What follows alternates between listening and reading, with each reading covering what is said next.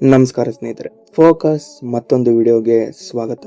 ಸ್ನೇಹಿತರೆ, ಸರೋಜಾದೇವಿ ಸುಮಾರು 60 ಹಾಗೂ 70ರ ದಶಕದ ಪ್ರಸಿದ್ಧ ನಟಿ, ಅಭಿನಯ ಸರಸ್ವತಿ, ಖ್ಯಾತಿಯ ಕಲಾವಿದೆ. ಇಂತಹ ಸರೋಜಾದೇವಿ ಜೀವನದ ಹಾದಿ ಹೇಗಿತ್ತು?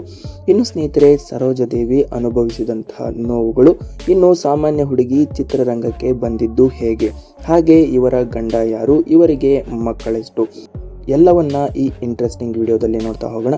ಸ್ನೇಹಿತರೆ, ಯಾರು ಕೂಡ ಈ ವಿಡಿಯೋವನ್ನ ಮಿಸ್ ಮಾಡೋದಕ್ಕೆ ಹೋಗಬೇಡಿ. 1938ರ ಜನವರಿ 7ನೇ ತಾರೀಕು ಅಂದಿನ ಮೈಸೂರು ಸಾಮ್ರಾಜ್ಯದ ಚನ್ನಪಟ್ಟಣ ಸಮೀಪದ ದಶವಾರ ಗ್ರಾಮದಲ್ಲಿ ತಂದೆ ಭೈರಪ್ಪ ಇವರು ಪೊಲೀಸ್ ಬೇದೆಯಾಗಿದ್ರು. ಇನ್ನು ತಾಯಿ ರುದ್ರಮ್ಮ. ಈ ದಂಪತಿಗಳಿಗೆ 4 ಹೆಣ್ಣು ಮಕ್ಕಳು. ಈ 4 ಹೆಣ್ಣು ಮಕ್ಕಳಲ್ಲಿ ಕೊನೆಯವರಾಗಿ ಜನಿಸಿದವರು ಸರೋಜಾದೇವಿ. ಇನ್ನು 4 ಹೆಣ್ಣು ಮಕ್ಕಳಾಗಿದ್ದರಿಂದ ಕೊನೆ ಮಗಳನ್ನ ಯಾರಿಗಾದರೂ ಕೊಡು ಅಂತ ತಾಯಿ ರುದ್ರಮ್ಮಗೆ ಹಿರಿಯರು ಹೇಳಿದ್ರಂತೆ. ಆದರೆ ಅದಕ್ಕೊಪ್ಪದ ರುದ್ರಮ್ಮ ನಾನೇ ಸಾಕ್ತೀನಿ ಅಂತ ಪಣ ತೊಟ್ಟು, ಸರೋಜಾದೇವಿಯ ನಿಜ ನಾಮ ಸರೋಜಮ್ಮ. ಇವರದ್ದು ಒಕ್ಕಲಿಗ ಸಮುದಾಯ. ಇನ್ನು ಓದಿನಲ್ಲಿ ಮುಂದೆ, ನಾಟಕಗಳಲ್ಲಿ ಪಾತ್ರ. ಇನ್ನು ಸರೋಜಾದೇವಿಯ ತಂದೆ ಬೆಂಗಳೂರಿನ ಚಾಮರಾಜಪೇಟೆಯಲ್ಲಿ ಮುಖ್ಯ ಪೇದೆಯಾಗಿದ್ರು. ಇಲ್ಲಿನ ಸೆಂಟ್ ತೆರೆಸಾ ಗರ್ಲ್ಸ್ ಹೈಸ್ಕೂಲ್ನಲ್ಲಿ ಸರೋಜಮ್ಮ ಶಿಕ್ಷಣ ಪಡೆದು, ಇನ್ನು ಫಸ್ಟ್ ಬೆಂಚ್ನಲ್ಲಿ ಕುರಿತಿದ್ದಂತಹ ಇವರು ಓದಿನಲ್ಲಿ ತುಂಬ ಮುಗ್ದಿದ್ರು. ಇನ್ನು ಶಾಲಾ ದಿನಗಳಲ್ಲಿ ಹಾಡು, ಡ್ಯಾನ್ಸ್, ನಾಟಕಗಳಲ್ಲಿ ಭಾಗವಹಿಸುತ್ತಿದ್ರು. ಇನ್ನು ಮೊದಲಿಗೆ ಸಿನಿಮಾ ಆಫರ್ ನಿರಾಕರಣೆ ಮಾಡಿದ್ದು ಯಾಕೆ ಗೊತ್ತಾ? ಇನ್ನು ಇದಾದಂತಹ ಬಳಿಕ ಅಮ್ಮನ ಒತ್ತಡಕ್ಕೆ ಮಣಿದು ನಟನೆ, ಇನ್ನು ಸಿನಿಮಾವನ್ನ ಒಂದು ಸಲ ಮಾಡು ಎಂದು ಸರೋಜಮ್ಮ ಶಾಲಾ ಕಾರ್ಯಕ್ರಮದ ನಿಮಿತ್ತ ಬೆಂಗಳೂರಿನ ಮೇಯೋ ಹಾಲ್ಗೆ ಹೋಗಿದ್ರು. ಅಲ್ಲಿ ಲತಾ ಮಂಗೇಶ್ಕರ್ ಅವರ ಹಾಡು, ಹಿಂದಿ ಹಾಡೊಂದನ್ನು ಹಾಡಿ ಮೆಚ್ಚುಗೆಯನ್ನ ಗಳಿಸಿದ್ರು. ಇದನ್ನ ಗಮನಿಸಿದಂತಹ ನಟ, ನಿರ್ಮಾಪಕ ಮತ್ತು ಸಂಗೀತ ನಿರ್ದೇಶಕ ಆಗಿರುವಂತಹ ಹೊನ್ನಪ್ಪ ಭಾಗವತರ್ ಅನ್ನೋರು ಈ ಹುಡುಗಿಯನ್ನ ಹಿನ್ನೆಲೆ ಗಾಯಕಿ ಮಾಡಬಹುದು ಅಂದುಕೊಂಡರು.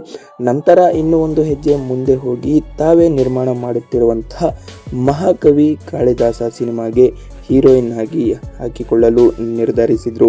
ಈ ಸಂಬಂಧ ಸರೋಜಮ್ಮ ಜೊತೆ ಮಾತನಾಡಿದಾಗ, ಅಯ್ಯಯ್ಯೋ, ನಾನು ಸಿನಿಮಾ ಮಾಡಲ್ಲ, ನಾನು ಓದಬೇಕು ಅಂದಿದ್ರು. ಆದರೆ ತಾಯಿ ಬಿಡಲಿಲ್ಲ. ಒಂದೇ ಒಂದು ಸಿನಿಮಾ ಅಲ್ವಾ, ಮಾಡು, ಆಮೇಲೆ ಓದು ಮುಂದುವರಿಸು ಅಂತ ಸಲಹೆ ಕೊಟ್ಟರು.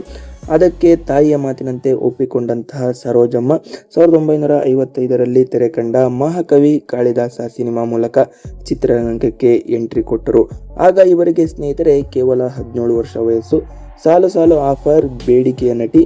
ತಮಿಳು, ತೆಲುಗು ಚಿತ್ರರಂಗಕ್ಕೂ ಎಂಟ್ರಿ. ಮೊದಲು ಸಿನಿಮಾ ಮುಗಿಸಿ ಬಳಿಕ ಆಕ್ಟಿಂಗ್ಗೆ ಮುಕ್ತಿ ಸಿಗುತ್ತೆ, ನಾನು ಮುಂದೆ ಓದಬಹುದು ಎಂದು ಕನಸು ಕಟ್ಟಿಕೊಂಡಿದ್ದಂತಹ ಸರೋಜಮ್ಮ ದೇವಿ. ಇನ್ನು ಸರೋಜಾದೇವಿ ಹೀಗಾಗಿ 2ನೇ ಸಿನಿಮಾ ಆಫರ್ ಬಂದಾಗ ಮಾಡಲ್ಲ ಅಂದ್ರು. ಆದರೂ ಮತ್ತೊಮ್ಮೆ ಅವರ ಅಮ್ಮ ಮತ್ತೊಮ್ಮೆ ಒತ್ತಡ ಹೇರಿದ್ರು. ಇದಕ್ಕೆ ಸರಿಯಾಗಿ ಮೊದಲ ಚಿತ್ರಕ್ಕೆ ಅತ್ಯುತ್ತಮ ಕನ್ನಡ ಸಿನಿಮಾ ಅನ್ನೋ ರಾಷ್ಟ್ರ ಪ್ರಶಸ್ತಿ ಬಂತು. ಇದೆಲ್ಲದರ ಪರಿಣಾಮವೆಂಬಂತೆ ಚಿತ್ರರಂಗದಲ್ಲಿ ಮುಂದುವರೆದರು. ಬಳಿಕ ಹಿಂದೆ ತಿರುಗಿ ನೋಡಲೇ ಇಲ್ಲ. ಇನ್ನು ರಾಜ್ಕುಮಾರ್, ಉದಯ್ ಕುಮಾರ್, ಕಲ್ಯಾಣ್ ಕುಮಾರ್ ಅಂತಹ ದೊಡ್ಡ ನಟರ ಜೊತೆ ಹೆಜ್ಜೆ ಹಾಕಿದ್ರು. ತಮಿಳು, ತೆಲುಗು, ಹಿಂದಿ ಚಿತ್ರಗಳಿಗೂ ಕಾಲಿಟ್ರು. ಇನ್ನು MGR, ಶಿವಾಜಿ ಗಣೇಶನ್ ಜೊತೆಗೂ ಕೆಲಸ ಮಾಡಿದ್ರು. ವರ್ಷಕ್ಕೆ 10ರಿಂದ 15 ಸಿನಿಮಾ ರಿಲೀಸ್ ಆಗುವಷ್ಟು ಎತ್ತರಕ್ಕೆ ಬೆಳೆದರು. ತಮ್ಮ ಅದ್ಭುತ ನಟನೆಯಿಂದಾಗಿ ಅಭಿನಯ ಸರಸ್ವತಿ ಅನ್ನೋ ಖ್ಯಾತಿ ಗಳಿಸಿದ್ರು. ಇನ್ನು 1967ರಲ್ಲಿ ಮದುವೆ, ದಾಂಪತ್ಯ ಜೀವನಕ್ಕೆ ಕಾಲಿಟ್ಟು, ಇನ್ನು ದಾಂಪತ್ಯ ಜೀವನದಲ್ಲಿ ಬ್ಯುಸಿಯಾಗಿದ್ದ ಸರೋಜಾದೇವಿ ಯಾರನ್ನ ಲವ್ ಮಾಡಬಾರದು ಅನ್ನೋದು ಅಮ್ಮನ ಮೊದಲೇ ಕಂಡೀಷನ್ ಆಗಿತ್ತು. ಅಂದರೆ ತಾಯಿಯ ಕಂಡೀಷನ್, ಯಾರನ್ನ ಲವ್ ಮಾಡಬಾರದು, ಹಾಗೆ ಜೊತೆಗೆ ನಾನೇ ತೋರಿಸಿದಂತಹ ವಧುವನ್ನೇ ಮದುವೆ ಆಗಬೇಕು, ಅದು ಗೌಡರ ಜಾತಿಯಲ್ಲೇ ನಿನ್ನ ಮದುವೆ ಅಂತೆಲ್ಲ ಹೇಳಿದ್ರು. ಇನ್ನು ಅದರಂತೆ ಸರೋಜಾದೇವಿ ಯಶಸ್ಸಿನ ಉತ್ತುಂಗದಲ್ಲಿದ್ದಾಗಲೇ, ಅಂದರೆ 1967ರಲ್ಲಿ ಇಂಜಿನಿಯರ್ ಶ್ರೀಹರ್ಷ ಎಂಬುವರ ಜೊತೆ ಮದುವೆ ಮಾಡಿದ್ರು. ಬಳಿಕ ಹನಿಮೂನ್ಗೆ ಮಗಳ ಜೊತೆ ಅಮ್ಮನೂ ಹೋಗಿದ್ರು. ಎಲ್ಲದಕ್ಕೂ ತನ್ನ ಮೇಲೆ ಡಿಪೆಂಡ್ ಆಗಿದ್ದಂತಹ ಮಗಳಿಗೆ ಹನಿಮೂನ್ನಲ್ಲಿ ಏನೂ ಸಮಸ್ಯೆ ಆಗದಿರಲಿ ಅನ್ನೋದು ಅಮ್ಮನ ಉದ್ದೇಶವಾಗಿತ್ತು.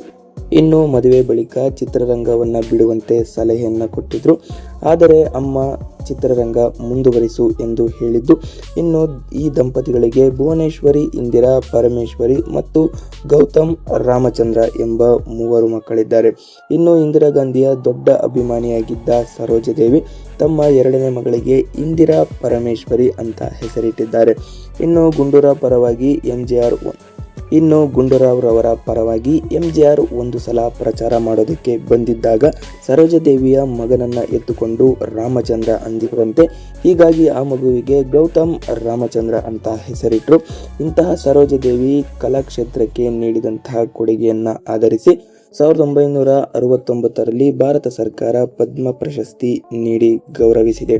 ಇನ್ನು 1986ರಲ್ಲಿ ಗಂಡನ ನಿಧನದ ನಂತರ ಕಷ್ಟದ ದಿನಗಳು ಆರಂಭ.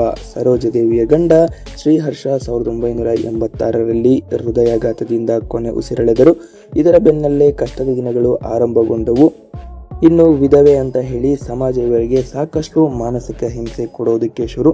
ಅದನ್ನ ತಾಳಲಾರದೆ ವಿಪರೀತ ಕಣ್ಣೀರು ಹಾಕಿದ್ರು. ಎಷ್ಟರ ಮಟ್ಟಿಗೆ ಅಂದರೆ ಇವರ ನೋವನ್ನ ಯಾರೂ ಕೇಳಲಿಲ್ಲ. ಇನ್ನು ಡಾಕ್ಟರ್ ರಾಜ್ಕುಮಾರ್, ರಾಮಕೃಷ್ಣ ಹೆಗಡೆ ಮುಂತಾದವರು ತುಂಬಾ ಸಪೋರ್ಟ್ ಮಾಡಿದ್ರು.